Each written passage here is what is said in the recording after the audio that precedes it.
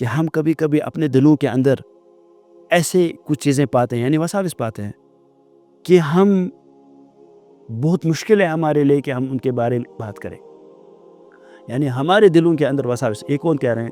یہ صحابہ کہہ رہے ہیں. پوچھ رہے ہیں کہ اللہ کے رسول صلی اللہ علیہ وسلم کو کہ ہمارے دلوں کے اندر ایسے چیزیں آ رہے ہیں کہ بہت مشکل ہے کہ ہم وہ چیزیں. وساوس جو ہے وہ اپنے آپ میں سنفل نہیں ہے، لیکن جب وساوس پہ وہ عمل کرے.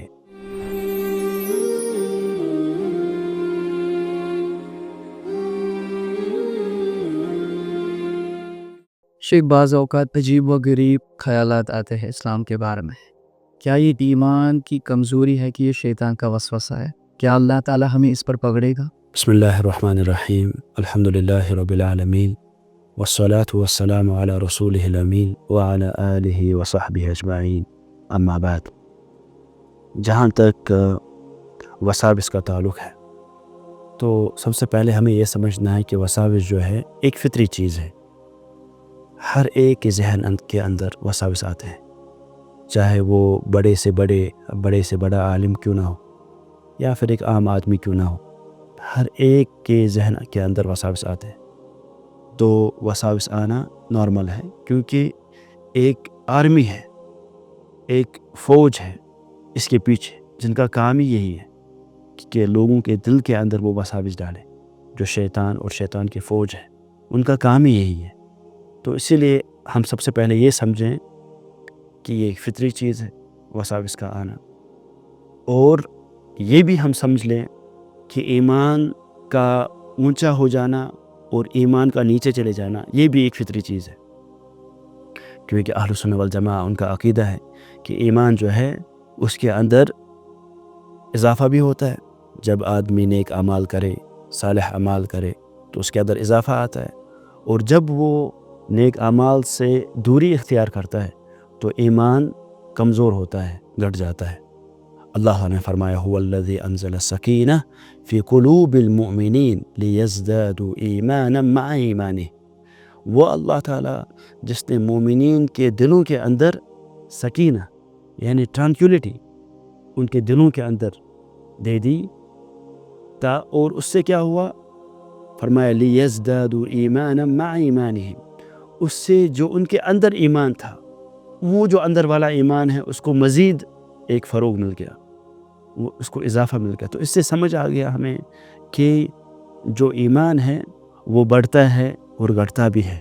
تو اسی لیے ہم سمجھیں کہ ایمان کا بڑھ جانا، گھٹ جانا یہ ایک ایسی چیز ہے جو فطری چیز ہے، اور دل کے اندر وساوس پیدا ہونا یہ بھی فطری چیز ہے.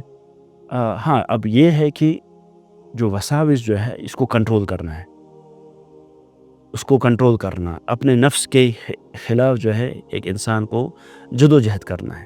تو اس کے لیے علم حاصل کرنا کافی ضروری ہے، اور علم کے مجالس کے اندر آدمی رہے اور نیک لوگوں کے ساتھ رہے، اور ان ایسی سنگت، ایسی کمپنی وہ اختیار کرے جو اس کو ایمان کے اندر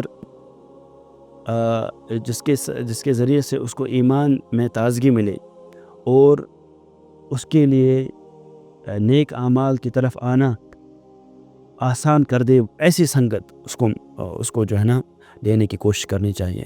اور اس کے ساتھ ساتھ جو وساوس ہے، اللہ کے رسول صلی اللہ علیہ وسلم انہوں نے فرمایا، جو صحیح البخاری کے اندر حدیث ہے اور صحیح مسلم کے اندر بھی حدیث ہے، فرمایا کہ یاتی الشیطان احدکم فیقول من خلق کذا من خلق کذا حتی یقول من خلق ربک. شیطان ایک آدمی کے پاس آتا ہے اور پھر کہتا ہے، اس سے پھر پوچھتا ہے کہ اس چیز کو کس نے پیدا کیا، اس چیز کو کس نے پیدا کیا، اس چیز کو کس نے پیدا کیا. ایسے کرتے کرتے کرتے کرتے جب اس کو یہ وسوسہ دل کے اندر ڈال دیتا ہے، یعنی یہاں تک اس کو لے جاتا ہے اور اس کو کہتا ہے کہ من خلق ربک، کہ کس نے تمہارے رب کو پیدا کیا، یعنی اللہ تعالیٰ نے کس کو پیدا کیا. تو اللہ کے رسول صلی اللہ علیہ وسلم نے فرمایا فَإِذَا بَلَغَ ذَلِكَ فَلْيَسْتَعِذْ بِاللَّهِ وَلْيَنْتَهِ. تو جب بھی وہ اس درجے تک پہنچے، یعنی اس کے ذہن کے اندر اس قدر وسوسہ آئے کہ اس کا ذہن اس کو یہ کہنے لگے اب کہ اس کے رب کو کس نے پیدا کیا؟ فرمایا فَلْيَسْتَعِذْ بِاللَّهِ، وہ اللہ تعالیٰ سے پناہ اس کو مانگنی چاہیے، اعوذ باللہ من الشیطان الرجیم وہ پڑھے، وَلْيَنْتَهِ اور وہ چھوڑ دے، یعنی پوری کوشش کرے کہ ایسے جو خیالات ہے وہ چھوڑ دے۔ تو آدمی کیسے بچائے اپنے آپ کو وساوس سے؟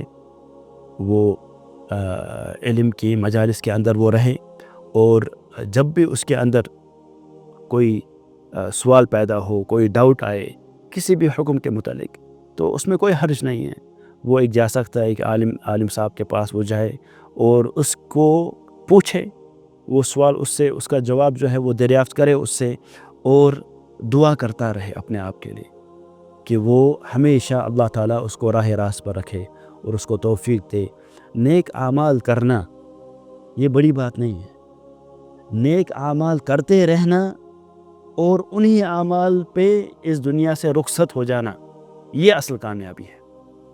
تو آن اینڈ آف کوئی نیک اعمال کر رہا ہے، آن اینڈ آف کوئی روزے رکھ رہا ہے، آن اینڈ آف کوئی نمازیں پڑھ رہا ہے، آن اینڈ آف کوئی زکوٰۃ دے رہا ہے، یعنی کبھی من کیا اس نے زکوٰۃ دی، دوسرے سال من نہیں کیا نہیں دی، اس کو کبھی من ہوا نماز پڑھنے کا تو اس نے نماز پڑھی، کبھی من ہوا نہیں پڑھی، کبھی من ہوا روزے رکھنے کا رکھا، کبھی من ہوا تو یہ جو ہے نا، یہ آن اینڈ آف یہ کامیابی نہیں ہے۔ اصل جو کامیابی ہے وہ ہمیشہ اسی کے اوپر رہے، ہمیشہ اسی کے اوپر نیک اعمال کرتا رہے اور اسی کے اوپر اس کا خاتمہ ہو، یہ اصل کامیابی ہے۔ تو اسی لیے جو ہے جو وساوس ہے وہ آدمی جو ہے پوری کوشش کرے ان سے دور رہے، اور ہمیں یہ سمجھنا چاہیے کہ وساوس جو ہے in and on it self یہ سنفل نہیں ہے کہ کسی کے دل میں کوئی وسوسے آ رہے۔ ہم پاتے ہیں یہ صحیح مسلم کے اندر کہ جو صحابہ ہیں انہوں نے عرض کیا اللہ کے رسول صلی اللہ علیہ وسلم، یعنی ابو ہریرہ رضی اللہ عنہ، انہوں نے ایک دفعہ انہوں نے بیان کیا کہ ایک دفعہ کیا ہوا کہ جاء ناس من اصحاب نبی صلی اللہ علیہ وسلم، کہ کچھ لوگ آئے اللہ کے رسول صلی اللہ علیہ وسلم، ان کے صحابہ میں سے کچھ لوگ آئے ان کے پاس اور عرض کیا کہ انا نجد فی انفسنا ما یتعاظم احدنا ان یتکلم به، کہ ہم کبھی کبھی اپنے دلوں کے اندر ایسے کچھ چیزیں پاتے ہیں، یعنی وساوس پاتے ہیں کہ ہم بہت مشکل ہے ہمارے لیے کہ ہم ان کے بارے میں بات کریں، یعنی ہمارے دلوں کے اندر وساوس۔ یہ کون کہہ رہے ہیں؟ یہ صحابہ کہہ رہے ہیں، پوچھ رہے ہیں کہ اللہ کے رسول صلی اللہ علیہ وسلم کو کہ ہمارے دلوں کے اندر ایسی چیزیں آ رہے ہیں کہ بہت مشکل ہے کہ ہم وہ چیزیں اپنی زبان پہ لائیں۔ انا نجد فی انفسنا ما یتعاظم احدنا ان یتکلم به، تو اللہ کے رسول صلی اللہ علیہ وسلم نے فرمایا ذالک صریح الایمان، ذاک صریح الایمان، یہی ایمان کی نشانی ہے۔ کیونکہ شیطان جو ہے وہ کس کو گمراہ کرنے کی کوشش کرتا ہے؟ جو راہ راست پہ ہے نا اسی کو تو گمراہ کرے گا۔ جو راہ راست پہ ہے، سیدھے راستے پہ ہے یا سیدھے راستے پہ آنے کی کوشش کر رہا ہے، وہی تو اس کا ٹارگٹ ہے۔ جو پہلے سے بہت دور ہو چکا ہے، ظاہر سی بات ہے اس کے پیچھے بھی پوج ہے، لیکن وہ زیادہ بڑا ٹارگٹ نہیں ہے، اصل ٹارگٹ تو یہ ہے نا۔ تو اسی لیے جب آدمی یہ سب چیزیں پائے تو اس کو سمجھنا چاہیے کہ وہ نیکی کی طرف آ رہا ہے، اور شیطان نہیں چاہتا ہے کہ وہ نیکی کی طرف آئے، وہ راہ راست کی طرف آئے۔ اور وساوس جو ہے وہ اپنے آپ میں سنفل نہیں ہے، لیکن جب وساوس پہ وہ عمل کرے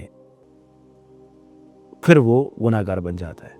جب وساوس پہ وہ عمل کرے وہ گناہ گار بن جاتا ہے، اس کو بولے یا عمل کرے تو وہ گناہ گار بن جاتا ہے۔ تو آدمی علم حاصل کرے، دعا کرے اپنے لیے، اور ایسی مجالس میں بیٹھے جن سے ایمان کی تازگی اس کو نصیب ہو، ایمان میں اس کو اضافہ ملے۔ اللہ تعالی ہم سب کو نیکی کی توفیق دے۔ واللہ تعالی عالم بالصواب۔ هذا وصلی اللہ وسلم علی نبینا محمد وعلی آلہ وصحبہ اجمعین۔